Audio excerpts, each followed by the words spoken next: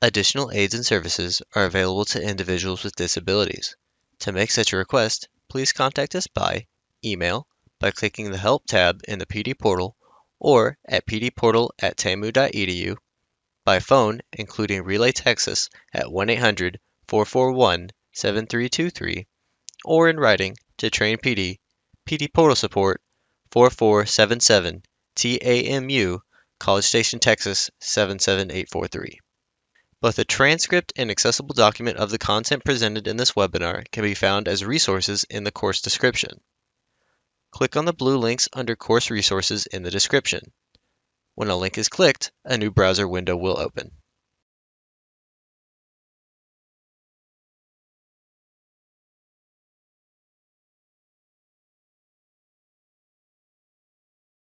Jackie Aguilera's adult education career spans more than 3 decades.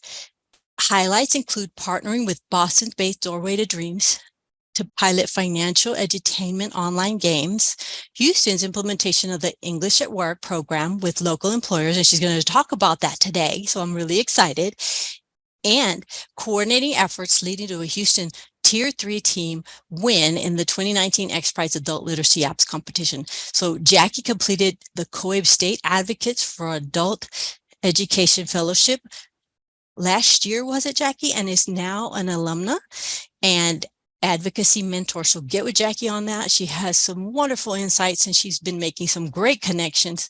She serves in an advisory capacity with the Environmental Defense Fund and Texas Southern University to implement an environmental literacy certification component to its Green Jobs Training and Employment Program. Most recently, Jackie was invited to join the XPRIZE Education Brain Trust, an integral part of their global visioneering team and the National Telecommunications and Information Administration Digital Equity Leadership Network. Now that's a mouthful, Jackie, isn't it? So her service as a project manager with the Mayor's Office for Adult Literacy in Houston, Texas, has contributed to the office's local and regional impact that includes the Houston Adult Literacy Blueprint in partnership with the Barbara Bush Houston Literacy Foundation. We're going to hear about that. A 35,000 book distribution to AEL providers for their clients through the Molina Foundation, right?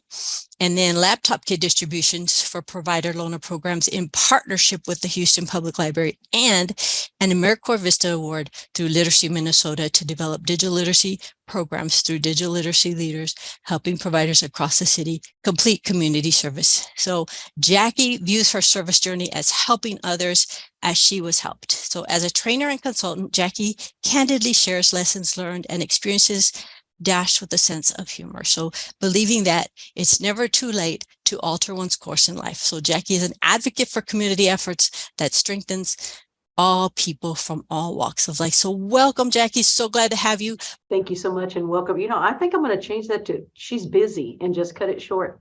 Thank you so much. I appreciate you all for making this a part of your day. We know that you're doing a lot of different things, but including these trainings to make that time and to invest in your own improvements for your programs, for your service models is admirable. And we really appreciate it. And I'm humbled to be here with you all today. I am here to go forward and be working with you on building employer relations. And I hope that's a topic that many of you are interested in and want to know more about, because that's what we're here for. I do a lot with QR codes. So if you have your smartphone available, if you have that available, you're going to see a number of those throughout this presentation. The first one here is my contact information.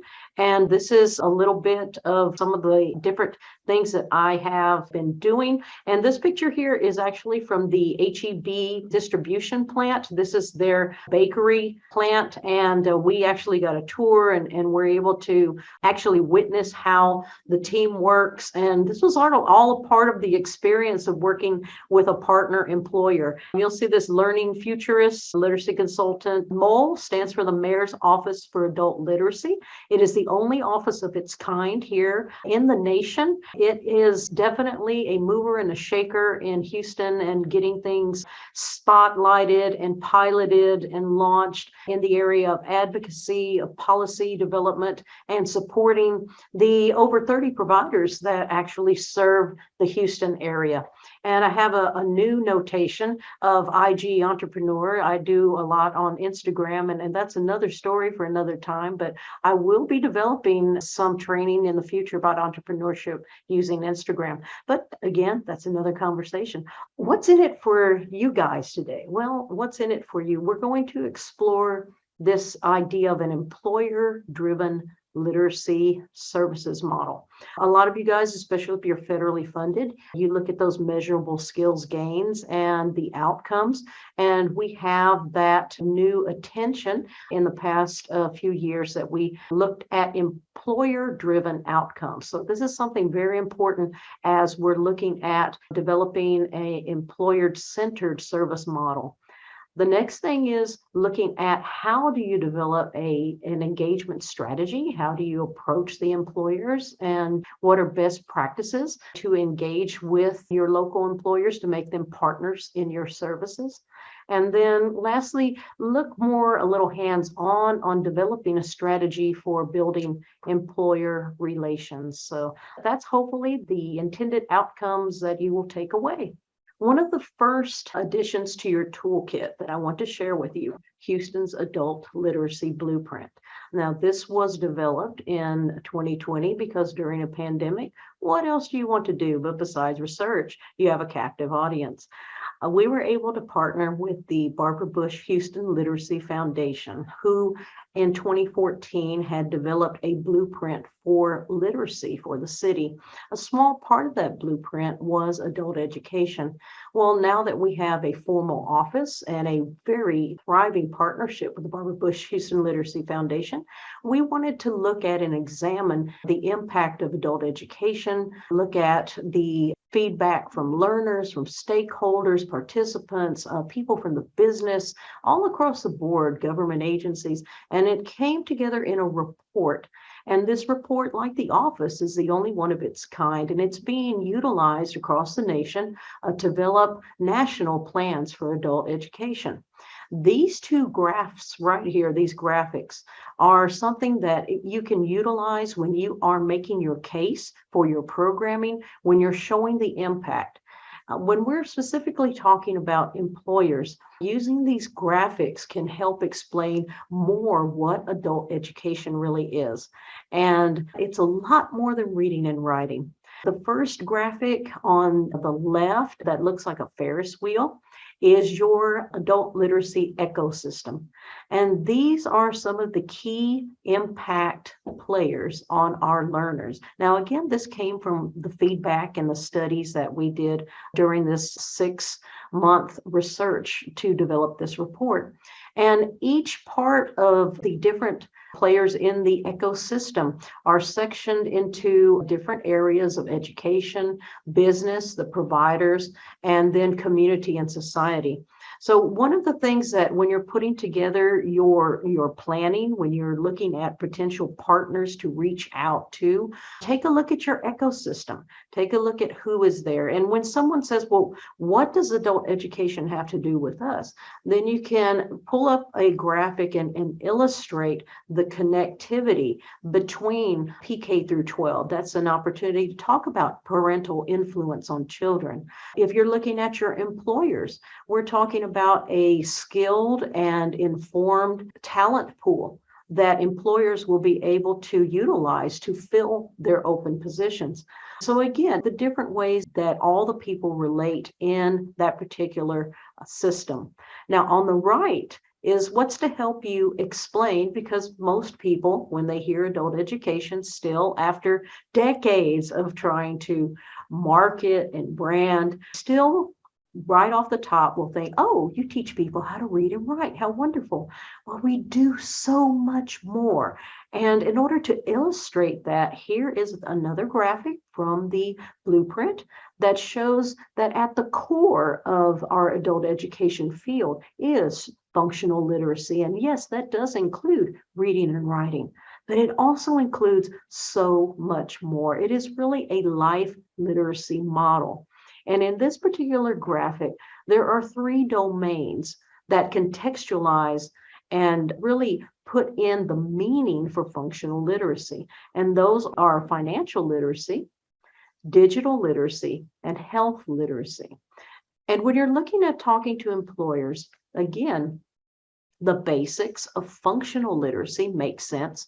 You want a workforce that can communicate, that can read and write, that can critically think and problem solve, that can take directions and complete projects, or is able to think through and analyze different problems and come up with solutions. So that's the functional literacy. But then you think about these people are being paid. So what types of financial literacy do they need? We want to make sure that they can perform their tasks. So what types of digital literacy can be provided through our field? And then, of course, health literacy. A healthy workforce is one that shows up to work, is well taken care of, and they're taking care of their families. And if they do get sick, will they have adequate health care? So these are all different aspects that appeal to an employer when you're trying to make your case that adult education and the services you provide really have an impact on the employer and on the community as a whole. There are three fundamental questions that I would like to present to you. One of the things that I learned as I was the program manager and then director of the English at Work program here in Houston is this is not about what we can offer, but it's about what the employer is looking for.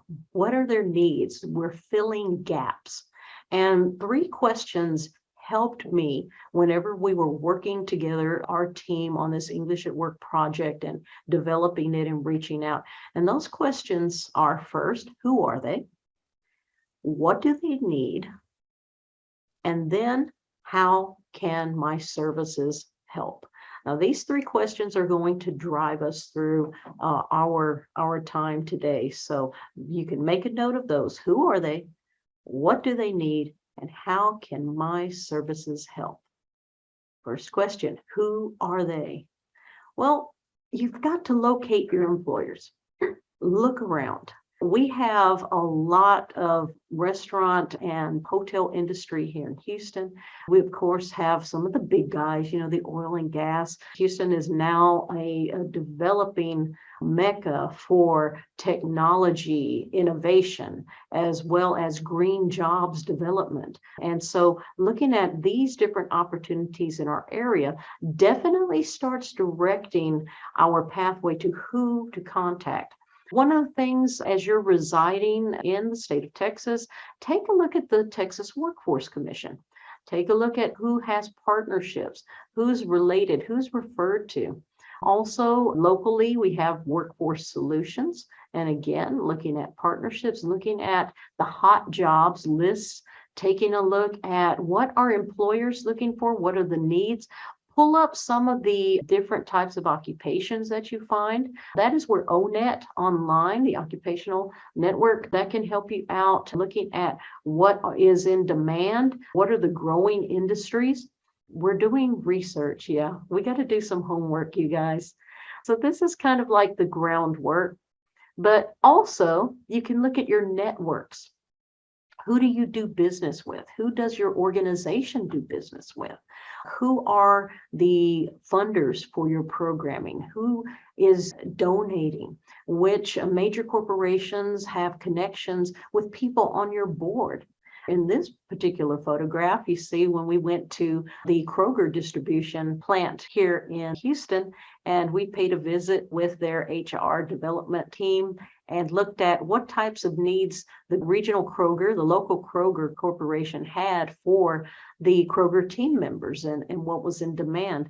Kroger, where you go shopping, get to know your general managers. A lot of times those guys can help you get connected. You get a Starbucks every day. Have you spoken to anyone at Starbucks? I mean, these are people, places that we have business relationships with every day that have the potential to develop a partnership. You don't know what they need until you ask them, and you don't know who they are until you find them. So we're looking for them here. Look for them in your daily activities. Look at your board members. Again, see who they are affiliated with. And then lastly, but most importantly, don't forget your students. Your students that are employed. Who is employing them? Which companies do they work for? You have a lot of major retailers, Walmart, Target, have programs that actually invest in the training and skills development of their teams. You have restaurants like Taco Bell that actually offer scholarships and stipends to help pay for GEDs for their team members and also invest in higher education, as well as Starbucks is a very well-known company that provides scholarships and assistance to help grow their team educationally. So find out who employs your students, because one of the things that it allows you to do with your students' permission is to contact that particular employer and let them know, hey, Johnny referred us to call you because you employ Johnny and Johnny's taking classes here. And, these are the types of things that are happening. And we would like to know if you want to talk about how to open this opportunity up to more of your team members. These are definitely opportunities that are available to you. But again, do your research and make those contacts and involve your students. And a lot of times your students will volunteer to help make introductions. They are feeling it. They are knowing what they're getting out of the program, and they are more than happy to take your message and involve them in the process, because they will own that process. And that helps build your student relations as well. So now your partnerships are involving not only yourself, your organization, but your learners, your clients, your students. And ultimately, they're the ones that are going to benefit. So they should be there. When you're developing your employer relations, and we're looking at this in a totally different way, you're not going to approach employers again as, this is what we have, this is what we're going to give you, this is your choice, this green elephant. You're not going to do that. What you're going to say is that you're going to customize what you have or what you have to offer for the employer's needs. Now, there are a lot, many curriculum choices, programs, internet-based programming. Some of them are available in kind.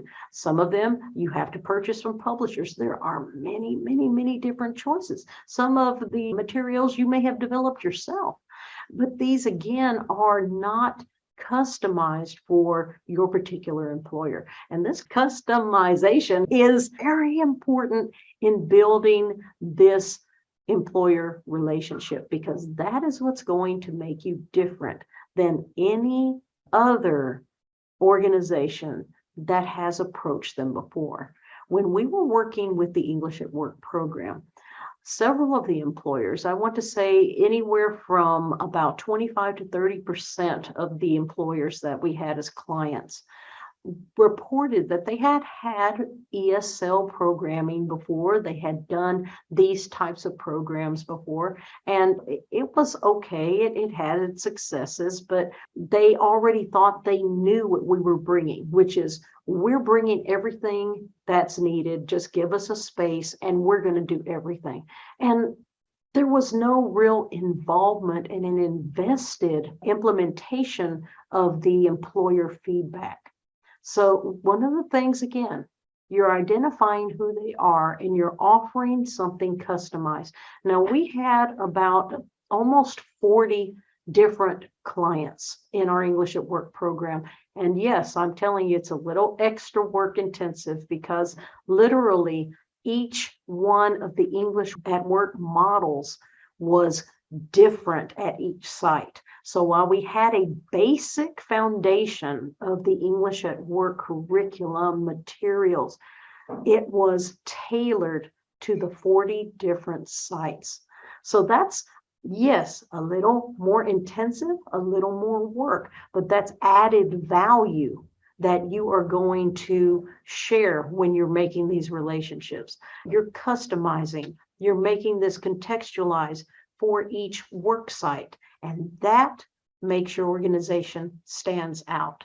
It allows the employer to give feedback, to be invested. You ask the team what they would like, and you include that in your customization. And now they have investment, they are involved. And so you're bringing together their community within the services that you're offering.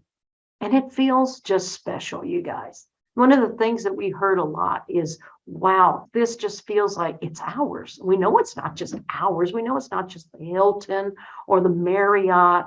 We know it's not just Carrabba's, but it feels like it. And when people have that type of ownership, when they have that type of relation to what's going on, it's personalized. They embrace it more, and it makes it more successful in the long run. Now, this is one of the clients that I had, HEB distribution plant. And in getting to know and identifying the employers, first of all, it's more than just identifying who they are. What you want to do is look at what are their pathways, what is their culture, and you're going to need to identify their career pathways, their guides. Look at their top C-suite leaders. Who are they? What are their interests? What are they looking for? The HR directors, take a look at them. Those are the people that you need direct input with. And of course, the department managers. Now, on many websites, you will find statements, you will find different types of information that's shared or interest, especially from the board, the C-suite leaders. But when you're looking at the HR directors, that's usually going to come down to those meetings and conversations that you end up having, and as well as the department managers. Now, here you have illustrated from HEB a pathway. And this was something very important to their culture, that someone could come in as a bagger. And there is a pathway, there is movement within the company, if you want to, that could take you all the way up to choosing a career path that could lead to an IT leader, starting from bagging groceries, if you so choose. And these were the types of opportunities that HEB liked to promote and offer as benefits to their employees. So this is a pathway that you, as the adult education provider, can support and supplement. In other words, it makes sense. It makes sense for you to be a part of their corporate pathway. The different areas that are usually going to be across the board is employee performance, customer relations, and company values. These three pillars are essential to a successful business. And if you don't focus on anything else, these three areas, if you can find a connection, find a way that you support these areas, that will start opening the door to more conversations and potentially establishing the partnership with that particular business. Part of getting to know your employer, and I did this myself, this is part of the phone conversation. When you actually had a chance to start talking, getting information, and then it was something that you could help and share with the employer. Once they said they were interested in setting a meeting, that would help set the tone for what you were going to discuss. So if you take your smartphone and you're going to open your QR reader, and if you scan that QR code, it will pull up what we had called the employer needs analysis. And this analysis involved getting basic information, but more importantly, it had questions like, do you have employees or groups that would benefit from adult education services? What kind of adult education services would be beneficial?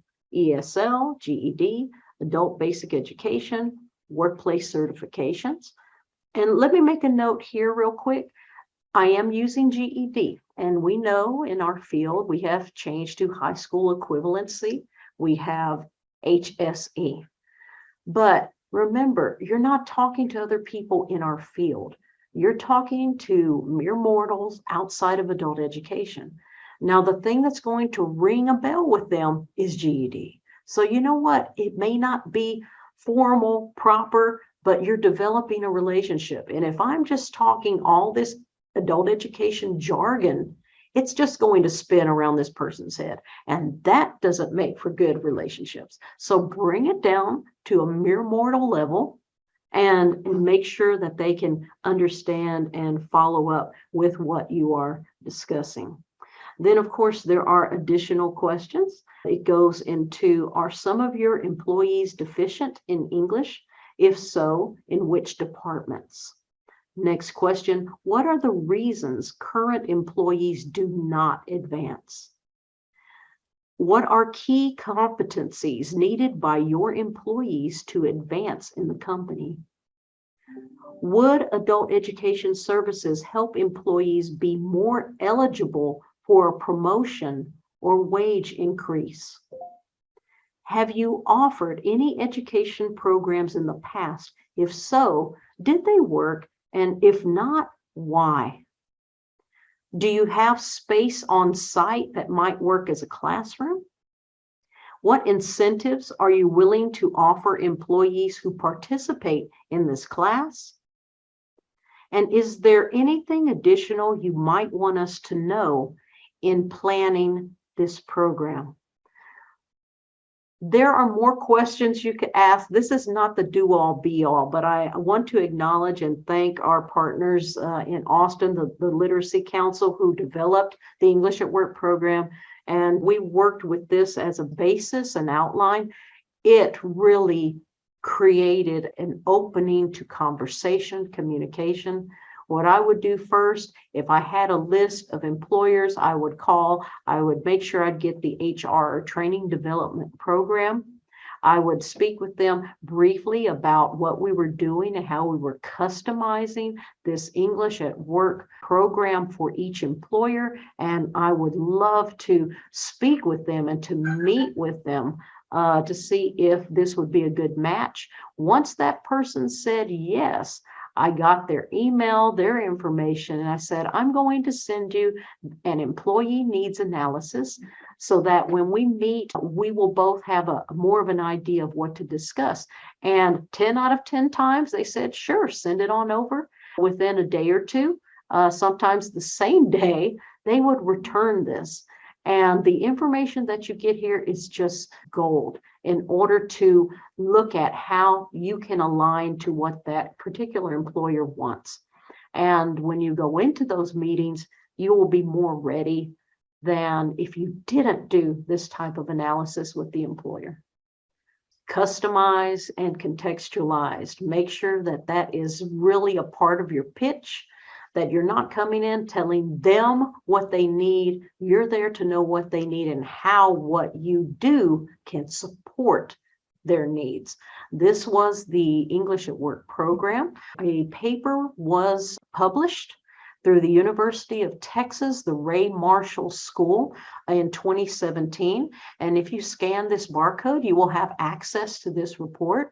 And the reason why I feel it's important for you to have this is because all of the rationale, including the outcomes and the challenges, are included in that report, so that you will have something to say, you know what, this has been proven, this has been done, these were the outcomes, this is the type of thing that can be done. It can also give you ideas on what to do with your programming. So this is another very good tool to add to your toolbox here, developing employer relations, those questions, the employer needs assessment, and this particular report, as well as the blueprint graphics. In that report, there are a few important graphs that you might be able to find useful or share. Here was the lack of English skills impact on the workplace. And of course, what came out from the employers that were a part of this survey was that the greatest impact was on communications, training, safety, teamwork, followed by customer service, workplace tension, and then productivity. They were trying to find out in this questioning, what was the impact of having this type of option in the workplace, and where was that impact most felt? And so the greatest impact was on communications. And you can kind of see again in this type of data where you might devise your pitch, your case for when you're talking to employers, improving communications, improving training that they have for their employees, and safety and security of the team. This is another result from that report that you will find. And again, the effects on communication and workplace comfort. And these are some of the questions that were asked. And again, showing the improvement areas. This is great data that you can use, but also it's for your research and for your development of your plan and your own approach. Customized and contextualized. All of this information is here for you to contextualize into your approach to employers. These are some important targets that you might consider hitting. Improving communication among coworkers, among the supervisors, reducing resentment that can result from communication gaps between teammates, improve customer communication, and then, of course, making a positive impact with the limited English speakers, making them feel more comfortable and making your team feel more comfortable as they can work better and communicate better with each other. And then we have table 2 from the report. This was improvements in workplace safety. All of this information, this data is here, 1, to show that has been proven, but then number 2, to give you ideas on what you might want to target as you look at the types of services you can offer to an employer through your adult education programming. And loss of productivity. Now, I bring this up because this is something that will come up. It might not come up from the HR director, it might come from a department manager, but it will come up. Loss of productivity. My team members are going to be in classes. That means they're not working. That is a concern. Production loss. But here, what we found is based on the employer feedback, when we looked at when your limited English speaking workers participated in English at Work services, did you observe any loss in their productivity on the job? And out of the total respondents, 12 said not at all. There was some somewhat, and there's one a lot. One just was not applicable at the time for their situation, but the majority said it did not. And that's going to be one of the biggest hesitancies with your employers that you speak with. What's going to happen? The hope is to increase productivity, to work around scheduling. And we're going to talk about that here shortly because there is a uniqueness to serving employers that we will address. But the productivity issue is something that is very much a concern. When your limited English speaking workers participate in the English at Work program, did you observe any loss of productivity for other English speaking workers? So what was the impact? The majority did not notice any negative impact on the other team members. And then also, did you observe any loss in supervisors' activity? Again, not at all. Now, there is going to be some impact. Yes, when you have a team of 3 and one is in a class for the first hour of the shift, yes, it's going to put a little more on the other 2. And those are things that you have to talk with the supervisors and address. The outcomes that were driven by the employers, they wanted improved communication among the team members. And a vast majority of the clients that we had became more of a return than to worry about, well, Johnny and Susie are going to work on this project alone for an hour. Now, Johnny and Susie were involved and they were asked, would you mind if one of your teammates went to a class to improve their English skills, be a better team worker? And this class is for 6 weeks or 8 weeks. Would you mind? And most of the time, they were very agreeable. Sometimes they were like, well, I can't tell you until it happens. And we're like, that's fair. You don't want a situation where you meet with management, you meet with the decision makers, and they make a decision, and now this is a new policy or a new directive that's being imposed on the other team members. The important part of this is to include all the departments and the team members to really develop a relationship with everyone, not only who is going to be directly receiving the benefits of the service, but everyone around them that may be impacted. So devising not only your presentation case to HR and to the department heads, but then during orientation, have that orientation open to all the departments, regardless of intended participation, because they will get a feel of why you're there, what you're doing, and why it's going to benefit all of the team in the long run. So the main cost to employers, direct expenses, and this again is something that's going to come up. This is a concern. Is our productivity going to be impacted? What is this going to cost me? All right, well, the total cost of the training for English at Work when we did this was up to about $6,500. Now, this was a federally grant-funded program, but there were parts of the employer's input that did impact the bottom line. Now, where did the cost of the training come from? Well, if the classes were during a shift, and you are still paying that worker, although they are in class, that is still a cost to the company. If they are providing incentives, this is a cost to the company. So these are some of the things that came out of the report that we had to consider. The total cost of the training, staff wages during their participation. This ranged from 12 to 15 an hour. Refreshments. Yes, you guys, you didn't have to dig out of your pocket. Don't get out and dig out of your pocket. You want employer buy-in.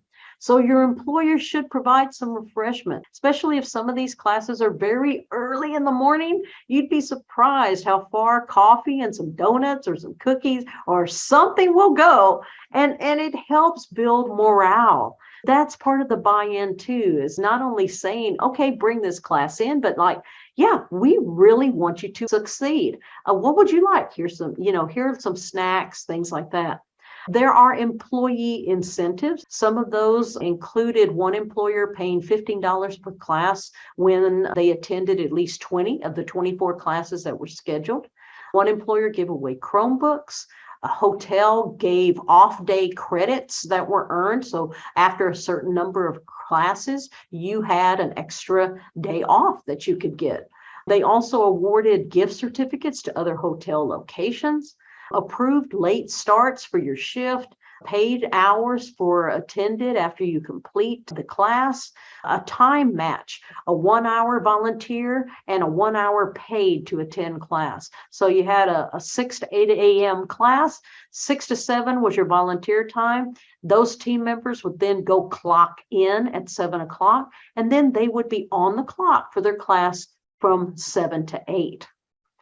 Graduation day celebration that was open to all family members during work hours. So again, a paid celebration during the regular shift. And then, of course, company recognition, putting these folks in the newsletter, making announcements when the general manager did reporting to their bosses and their regional reps to include the team members that had gone through this program. We ended up with a reference, and this was a Houston program, right? But I got a call from Dallas, a woman in HR from the Hilton, one of the Hilton hotels, and she was at a human resources conference for the hotel managers here in Houston, and they were talking about the success of this program in the local hotels. And she was calling me from Dallas to say, hey, how do we get this in Dallas? This sounds unbelievable. We need to figure this out. And so these types of opportunities can happen when the companies start sharing the success stories. Addressing the needs of lost productivity. And noting that most employers report little loss of productivity due to scheduling classes outside of work time or during lower periods of productivity when it's easier for coworkers to cover the tasks. So those are two areas when work is not being scheduled or at a slower time. Now that means flexibility. You may have a class that starts at 5 in the morning. You might have a class that starts at 8 o'clock at night. You might have a class, in the case of HEB, Sundays were the only days when most of the team members participating were off, and the ones who were on their shifts could attend during lunchtime. So we had to have an instructor who was flexible to meet on Sundays. So this is one of the wild cards in here. There's a lot of reward for this type of model, but there's a lot of different type of buy-in. So that will change your planning as opposed to a traditional classroom model. The reported challenges were, of course, the changing of shifts. And that's something that I want you to be very well aware of, that a lot of these employers do not have 8 to 5s. They have morning, afternoon, evening, overnight shifts, and not the same team members will have every shift every time. So again, flexibility, having different types of options, supporting your class plan with technology, with different types of apps that team members can use and have support from your instructor, who then has those types of digital instructional skills to support those needs when it happens.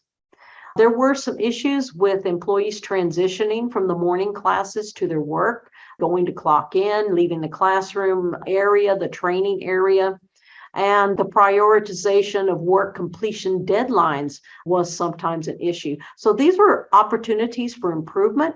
Had we been able to continue that particular work, we would have started to address these. So I'm giving you guys a heads up on your areas of opportunity that you can start strategizing to address as you work with the employers going forth from here.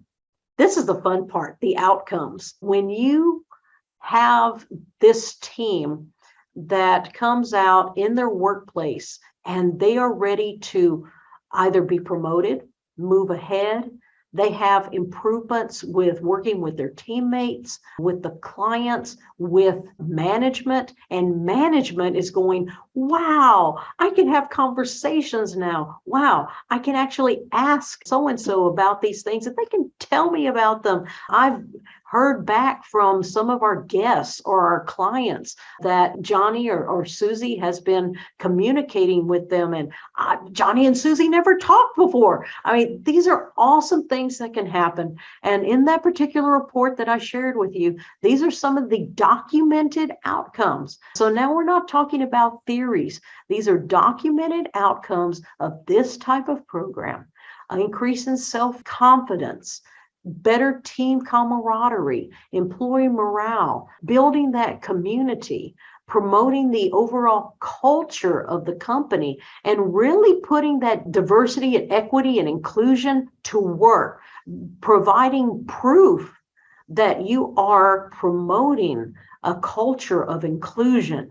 And right now, a lot of these companies are looking at their DEI checkbox, and they're looking for ways to promote inclusion, accessibility, and these types of programs fulfill those types of needs in the current corporate culture. We're looking at, of course, improved communication, but not only in the workplace, but with schools to help with their children, with doctors, in order to have better healthcare choices and take care of their children.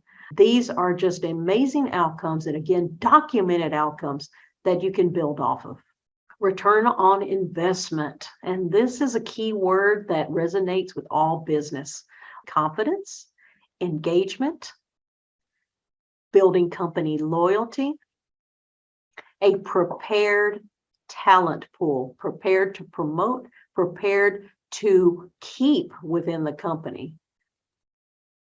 The family impact, happy teammates with happy families make happy workers who show up more instead of missing or having the stress of family issues on the job. The company image, helping that company promote and put their values that are stated on their websites to work. And savings on the bottom line. You have more workers that are working safely, healthy, happier workers, workers that are showing up, not missing days, and all of that contributes to building on the bottom line and, of course, improving productivity and client relations. Happy customers come back and they spend more money. You also have to look at, you're not only making the case for the business, you're making the case for what's in it for your organization. So these are some things that you can build off of. It's expanding your service base to include business community. You're transitioning opportunities of service, and you're helping people transition into other opportunities on their work site. It's showing organizational support, that inclusion factor, and it's taking your organization and investing your services into building a better, more prosperous community. And you will entice new donors. Donors like innovations. They like different new services and program choices that they can invest in. And more often, if you can show that you are expanding a proven model, then you will get more investment. And as you grow, there's more probability of more funding and more support. And it builds trust and service within the community. Your students, your clients, your employer partners, your funders, and your team of instructors for adult education. So this basic strategy plan, and these are some points here. Assess your service area.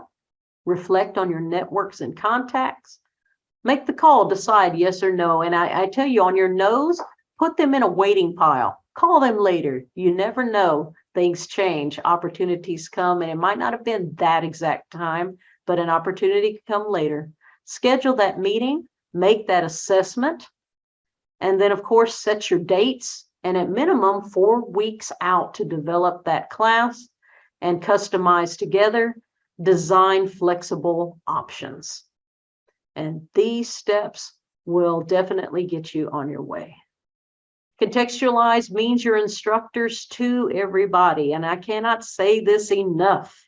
Your instructors should be familiar with industry standards, knowledge about the industry that they are going to be a part of at the work site, the way they market, the way they image themselves, and then that instructor should mirror the culture. The instructors that served at the HEB distribution plant did not dress the same way that the instructors did at the hotels and some of the restaurants that we worked with.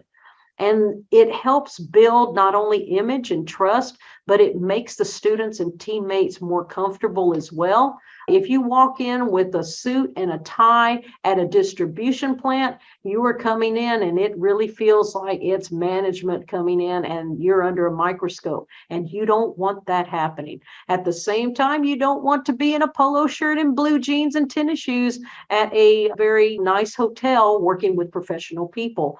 That's an important part for your instructor development and your relations. Anson Green is our most current success story in putting this whole model to work and to make it a successful type of model, not only to offer, but actually build within the company. Tyson is investing in adult education program departments within its own company, thanks to what Anson has been doing and working with them.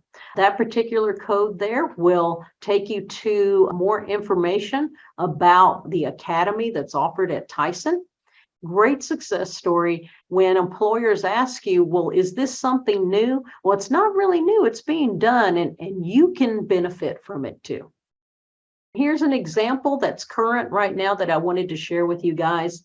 This is Gloria Spruce. She is the new CEO and president of the Adult Education Center. She's been with them for about 2 or 3 years, working with them, and just got promoted.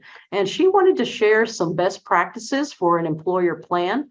She says to make sure that their values align with your organization, Look at their mission and vision statements along with their social media, because you want to ensure that any of those connections that you make will not cast a negative light on your organization. You want to reach out to whoever's listed as a point of contact, schedule to meet with them, discuss how you can work together and the impact that you can have by working together. We're back to that return on investment. And her messaging is what we offer to the community and partners is something that most don't want to pass up. So there's some confidence for you. There's a list from the HGAC, Houston Galveston Area Coalition, that she shared that has a list of all the IETs, things that you might want to focus, areas of training that might fit different industries, that if you're doing them, you can make a natural connection. If you guys want to scan this code real quick, this is to the Amazon Fulfillment Center. And I went through these steps and I'll share them with you quickly.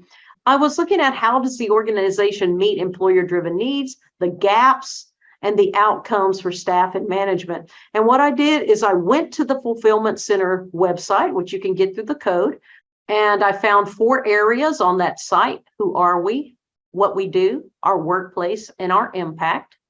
And then I found keywords: customer-centric, leaders, innovators, safety, diversity, equity, and inclusion, upskilling and training.